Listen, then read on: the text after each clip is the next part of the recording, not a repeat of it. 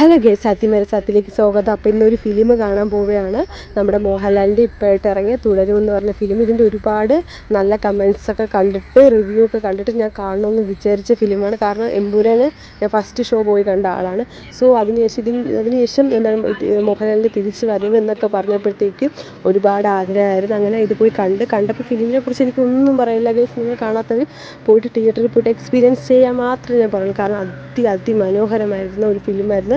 നമ്മൾ എന്താണ് പ്രേക്ഷകർ എക്സ്പെക്റ്റ് ചെയ്ത ആ ഒരു ഫിലിം തന്നെയായിരുന്നു. നമുക്ക് തന്നെ നല്ലൊരു വിരുന്ന് തന്നെ എന്ന് പറയാം. കാരണം എമ്പുരാന് ശേഷം നമുക്ക് കിട്ടിയ ഒരു മനോഹരമായ ഫിലിമാണ് ഗൈസ്. കാണാത്തവർ നിങ്ങൾ പോയി തിയേറ്ററിൽ പോയിട്ട് എക്സ്പീരിയൻസ് ചെയ്യുക. അടിപൊളി ഫിലിമായിരുന്നു. നിങ്ങൾ കാണുമ്പോൾ തന്നെ അറിയാം ഒരുപാട് തിരക്കായിരുന്നു. കാരണം തിയേറ്റർ ഫുള്ളും ജനങ്ങളായിരുന്നു. കാരണം തിയേറ്റർ ഫുള്ളും നിറഞ്ഞു ഗൈസ്. അത്ര തിരക്കുണ്ടായിരുന്നു.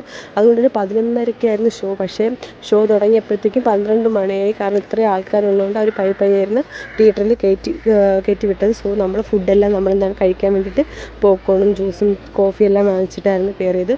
അപ്പം എനിക്ക് ഈ ഫിലിം കണ്ടിറങ്ങിയപ്പോഴും മനസ്സിനൊരു സുഖം കിട്ടിയില്ല. ആ ഒരു ഫീലായിരുന്നു.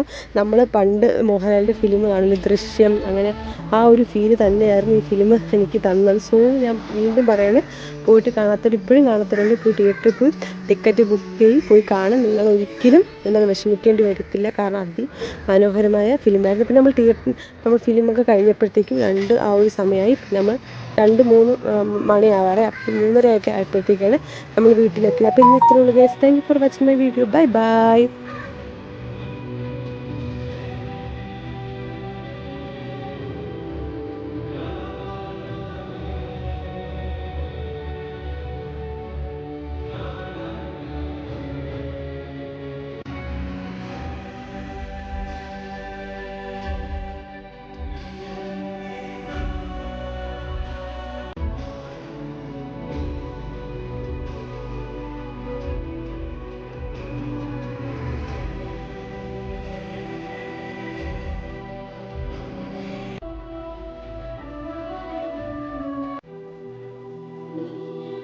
നമ്മൾ ഫിലിമൊക്കെ കണ്ടിറങ്ങി. അടിപൊളി ഫിലിമായിരുന്നു. എമ്പുരാന് ശേഷം മോഹൻലാലിൻ്റെ അടിപൊളി ഫിലിമായിരുന്നു. കാണാത്തവർ പോയി കാണുക. തിയേറ്ററിൽ തന്നെ എക്സ്പീരിയൻസ് ചെയ്യുക. എങ്ങനെയുണ്ടായിരുന്നു ചേച്ചി ഫിലിം? ചേച്ചി ഫിലിം എങ്ങനെ ഉണ്ടായിരുന്നു? നല്ല ഫിലിമായിരുന്നു. 80 രൂപയ്ക്ക് പോപ്കോൺ കിട്ടി, ഒരു പൊറോട്ട ജ്യൂസ് കുടിച്ചു.